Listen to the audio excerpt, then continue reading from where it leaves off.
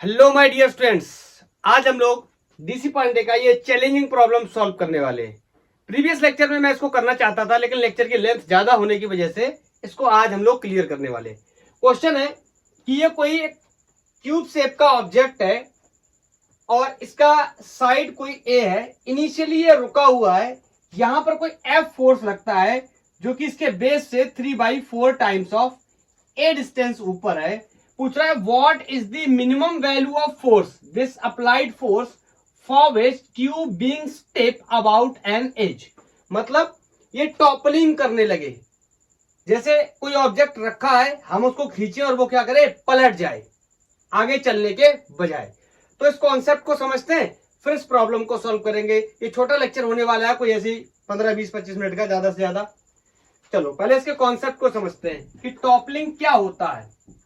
काफी important concept है ये, नीट और जेई के पॉइंट ऑफ व्यू से काफी सारे क्वेश्चंस पूछे जाते हैं। इसका एक्चुअल कॉन्सेप्ट समझने के बाद इस प्रॉब्लम को सॉल्व कर सकते हैं हम लोग। क्या होता है टॉपलिंग?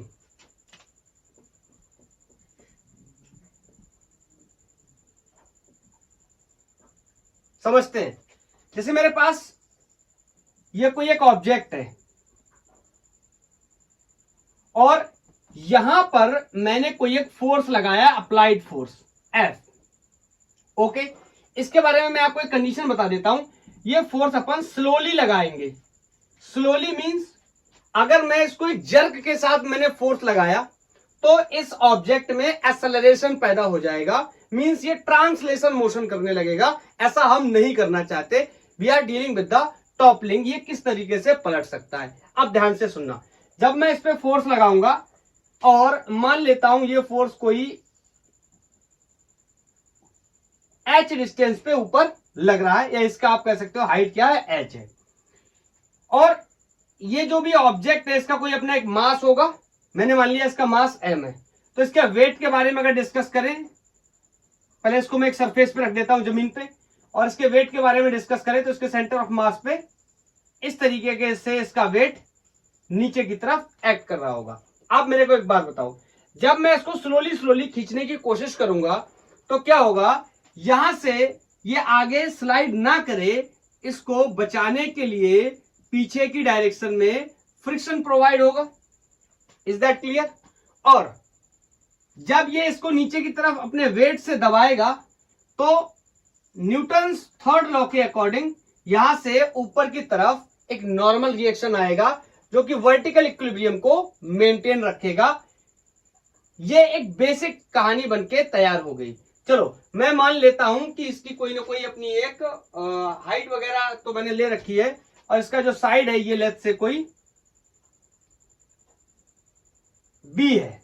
ठीक है, अभी आपको इतना तो कंफर्म है कि ये एक रेगुलर बॉडी है कोई, तो इसका centre of mass just mid में होगा। So I can say this distance is going to be b/2। अब मेरी बात को यहां पर आप थोड़ी सी देर ध्यान से सुनना। जैसे जैसे मैं इस फोर्स को एक्सीड करूंगा, धीरे धीरे फोर्स बढ़ाऊंगा, क्या होगा इस ऑब्जेक्ट के साथ? जैसे मैं फोर्स बढ़ाऊंगा, ये इसको रोकने की कोशिश करेगा आगे से बढ़ने के लिए, हमें आगे बढ़ाना नहीं है। तो क्या होगा, यहां से फोर्स लगाने पर ये वाला फोर्स एक टॉर्क पैदा करने की कोशिश करेगा। क्यों? क्योंकि इसको टॉपल करना चाहता है, घुमाना चाहता है। तो सबसे पहली बात होगी, मेरे को एक पॉइंट सेलेक्ट करना है जो पिवट पॉइंट की तरह एक्ट करेगा। पिवट पॉइंट का मतलब, यहां पर अपन ऐसे नहीं बोल सकते यहां पर मैंने कोई कील ठोक दी है कि जिस वजह से पिवट हो गया है। टॉपलिंग करने के लिए एक ऐसा पॉइंट चाहिए, एक ऐसी एज चाहिए जो कि क्या हो जाए, एक फिक्स पॉइंट की तरह बिहेव करे, तो उसके अबाउट वो क्या हो जाएगा, पलट जाएगा।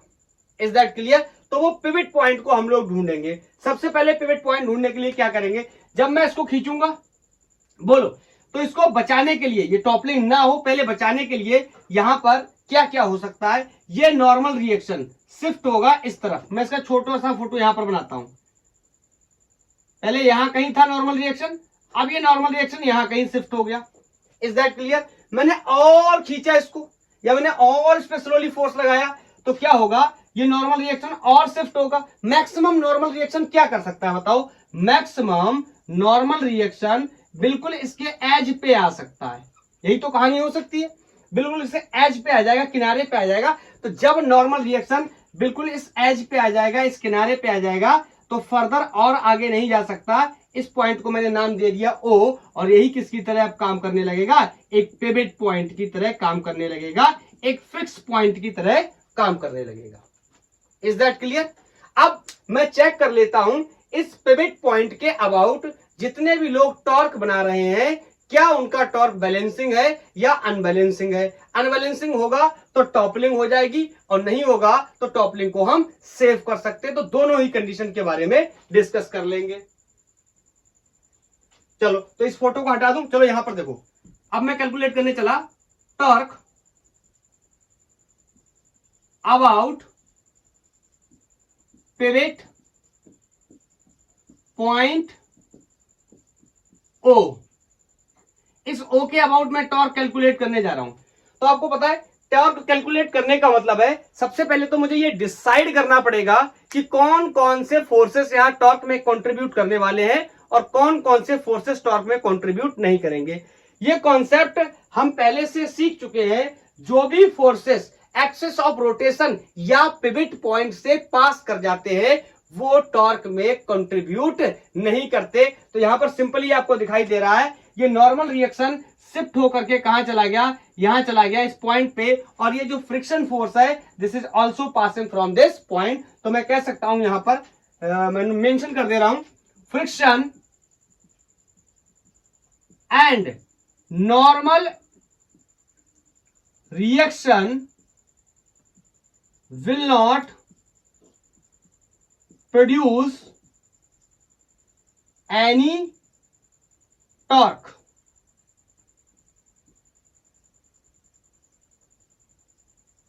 लैंग्वेज समझ में आ रही है? Friction and normal reaction will not produce any torque. कौन कौन प्रोड्यूस कर सकता है, अब उनको देख लेते हैं। बताओ, ये वाला एक फोर्स है, ये यहां पे एक्ट कर रहा है, पिवट पॉइंट यहां पे, इसका मतलब ये क्रिएट कर सकता है, इसके बारे में डिस्कस करेंगे। दूसरा एक इसका इंपॉर्टेंट फोर्स और है जो कि क्या है, वेट है। तो ये दो फोर्सेस मिलके क्या कर सकते हैं, टॉर्क क्रिएट कर सकते हैं। क्लियर है? तो मैं यहां पर थोड़ा सा इसको साफ करके ऊपर आपको यहां पर बना करके बताता हूं। इस पॉइंट O के अबाउट टॉर्क मैं कैलकुलेट कर रहा हूं। तो बताओ ये वाला फोर्स, पहले इसको अगर मैं टॉर्क के ओरिएंटेशन को समझने की कोशिश करूंगा तो ये कैसे घुमाएगा, इस तरीके से। Is that clear? It means clockwise. और ये वाला फोर्स कैसे घुमाएगा, कुछ इस तरीके से, इट मींस एंटी क्लॉकवाइज। ये तो समझ आ रहा है ना कैसे घुमाएगा, नहीं तो टॉर्क का लेक्चर देखो, वहां पर ज्यादा क्लियर होगा। ओके, अभी चलो लिखते हैं। इसका टॉर्क मैं लिखने गया तो इसका टॉर्क मैं लिख सकता हूं, इस फोर्स का torque will be simply perpendicular distance into force. तो परपेंडिकुलर डिस्टेंस कहां से, एक्सिस ऑफ रोटेशन या पिवट पॉइंट से। तो ये रहा पिवट पॉइंट, यहां से परपेंडिकुलर डिस्टेंस कितनी हो गई, h। Is that clear? Into force. Okay, और ये कैसा है, क्लॉकवाइज। अगर आप क्लॉकवाइज ना लिखना चाहो तो यहां पर माइनस का साइन लगा दो तो भी चलेगा, हमें पता है कि हम क्लॉकवाइज टॉर्क को नेगेटिव लिखते हैं। अभी इसके बारे में डिस्कस करते हैं। बोलो, टॉर्क किसका, वेट का, ठीक है, mg का टॉर्क। तो परपेंडिकुलर डिस्टेंस इनटू फोर्स, तो फोर्स कौन है, mg, perpendicular distance from axis of rotation या पिवट पॉइंट। तो यहां से ये परपेंडिकुलर डिस्टेंस कितनी है, b/2। सो आई कैन से b/2 इंटू mg, और ये कैसा होगा, anti clockwise.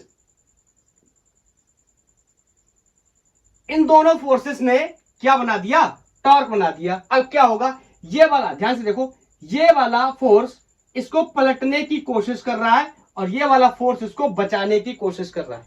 Try to understand. ये वाला फोर्स क्या कर रहा है, इसको टॉपल करना चाहता है, ये वाला फोर्स ऐसे टॉपल करना चाहता है, ये वाला फोर्स इसको ऐसे घुमा रहा है ताकि इसको सेव कर पाए। लेकिन कहां तक, फिर वही बात है, कहां तक। अगर हम टॉपलिंग कराने ही आए तो हम कह देंगे अगर मैं इस फोर्स को एक्सीड करता चला जाऊं, इतना एक्सीड कर दूं कि इसका टॉर्क इतना हो जाए कि इसके टॉर्क से क्या हो जाए, ज्यादा, तो ये क्या कर जाएगा, टॉपल।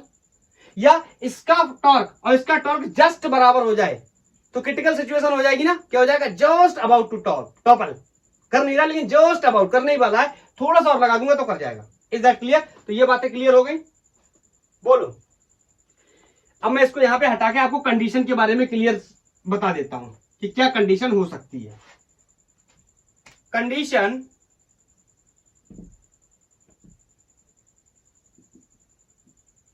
फॉर टॉपलिंग, कब ये पलट सकता है?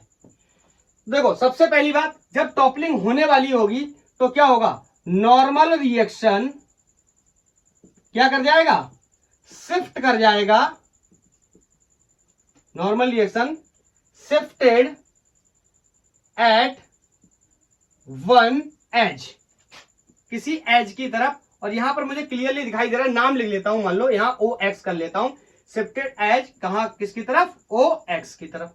तो ये भी एक कंडीशन है। हाँ, अब दूसरी जो नेसेसरी कंडीशन है जिसकी मदद से हम लोग न्यूमेरिकल प्रॉब्लम को सॉल्व करेंगे, तो यहां पर सुनना, अगर मैं आपसे बोल दूं torque of applied force is just equal to the torque of mg, बोलो तो ये क्या है, ये क्या है, ये क्रिटिकल कंडीशन है, या इसको मैं बोल सकता हूं दूसरी भाषा में क्या, जस्ट अबाउट टॉपल,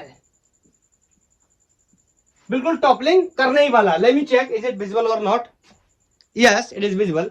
बोलो तो क्या करने वाला है, टॉपलिंग करने ही वाला है। और अगर जरा सा भी ये क्या कर गया, ग्रेटर कर गया, इससे ज्यादा हो गया, तो ऑफ कोर्स ये टॉपलिंग कर जाएगा। तो ये लिमिटिंग कंडीशन है, इसको मैं लिमिटिंग कंडीशन भी बोल सकता हूं, ठीक है, ओके। और इन दोनों के टॉर्क कितने हैं, ये मैंने यहां से कैलकुलेट कर रखे, तो मैं यहां पर रख देता हूं और सॉल्व कर लेता हूं इसको।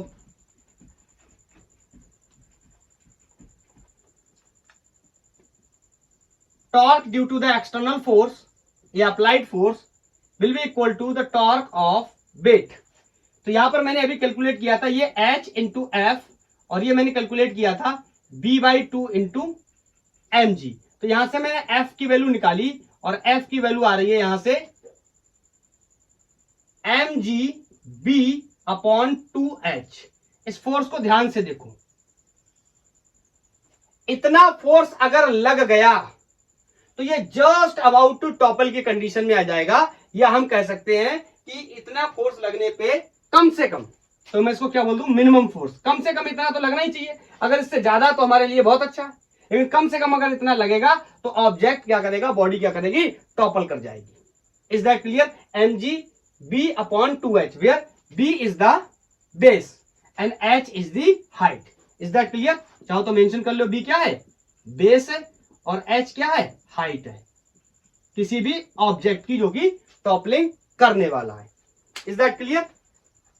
चलो बाकी की जो कंडीशंस हैं अब उनको यहां पर ओपन कर देते हैं और फाइनलाइज कर देते हैं। तो मैं अगर आपसे बोलूं, ध्यान से सुनना, पहली कंडीशन, अगर मैंने जो फोर्स लगाया है that is less than F minimum, तो बोलो क्या होगी, टॉपलिंग होगी, नहीं होगी। Simply we can say no toppling, कोई भी टॉपलिंग होने वाली नहीं है। Is that clear?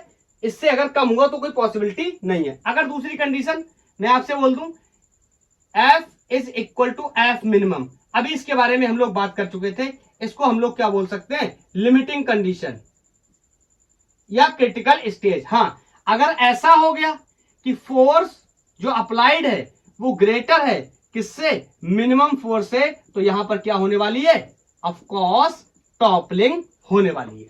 Is that clear? तो मैं बोलूं इस फोर्स का टॉर्क, अगर टॉर्क के टर्म में लिखना चाहूं चौथा पॉइंट, तो मैं ये भी कह सकता हूं कि टॉर्क ऑफ अप्लाइड फोर्स अगर क्या है, ग्रेटर देन है किससे, टॉर्क ऑफ मिनिमम फोर्स जो कि मुझे चाहिए, तो इस कंडीशन में भी क्या होगी, टॉपलिंग होगी। ये दोनों क्या है, एक ही बातें हैं। बोलो क्या आप समझ पाए? चलो अब उस प्रॉब्लम की तरफ चलते हैं। उससे पहले एक दो बातें छोटी छोटी मैं आपको और बता देता हूं, ये कॉमन सेंस की बातें हैं, हम ऐसे भी समझ सकते हैं।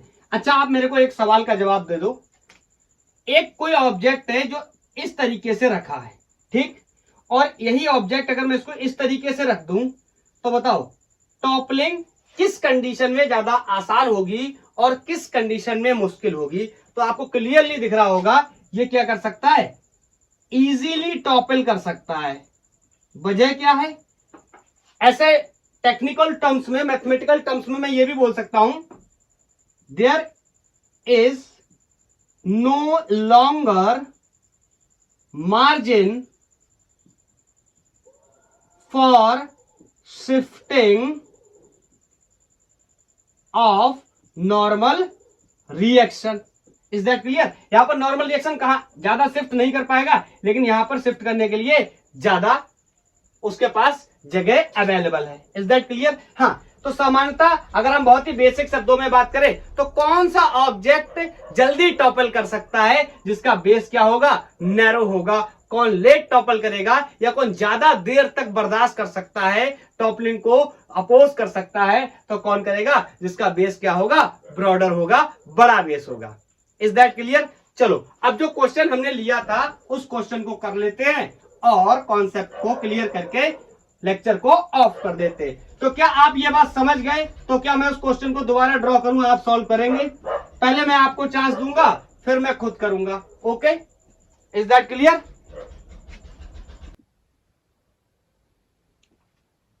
ड्रॉ करूं क्वेश्चन को. डीसी पांडे का प्रॉब्लम लिया था मैंने.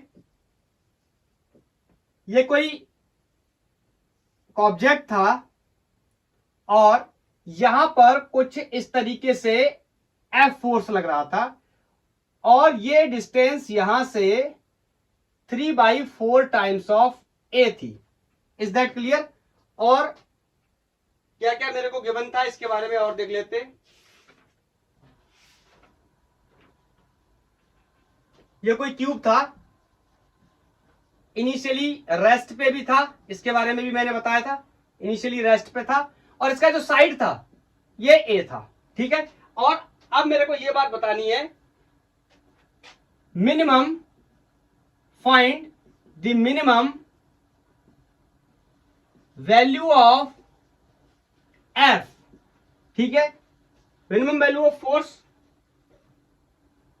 जिसके लिए फॉर विच क्यूब टिप करने लगता है, टॉपलिंग करने लगता है,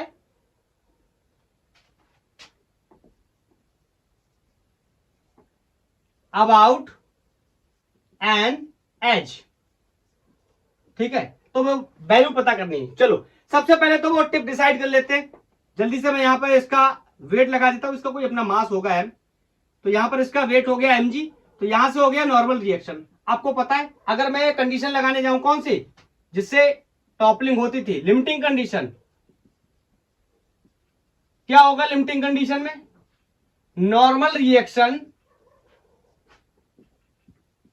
शिफ्ट कर जाएगा और कहां से पास करेगा? Normal reaction shift and passing from point. कौन सा पॉइंट? पिविट पॉइंट जो ढूंढते थे, ये है वो pivot point O, passing from O.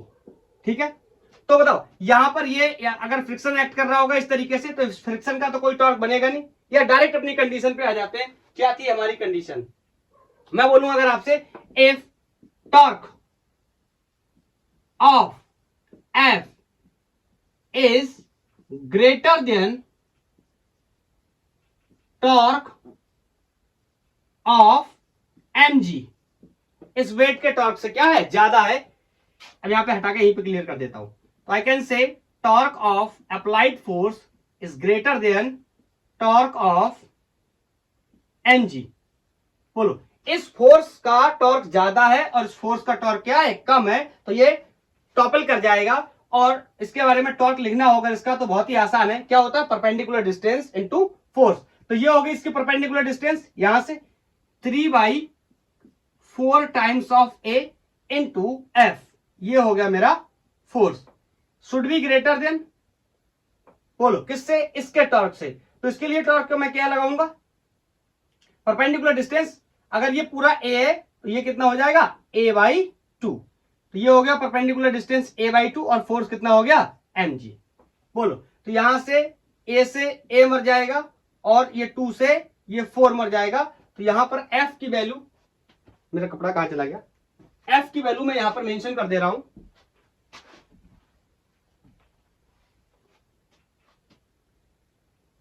f की वैल्यू, एक चीज और लगानी चाहिए, ग्रेटर देन और इक्वल टू. ओके, तो f should be greater than और इक्वल टू, ये इधर जाएगा तो 2/3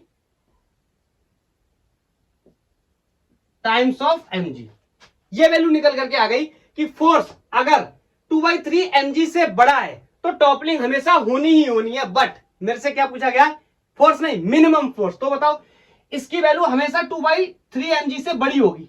बोलो कम से कम कितनी हो सकती है। जैसे मैं बार बार एग्जांपल बताता हूं आपको कि कोई वैल्यू 5 से हमेशा बड़ी है तो उसकी सबसे छोटी वैल्यू कितनी हो सकती है, 5।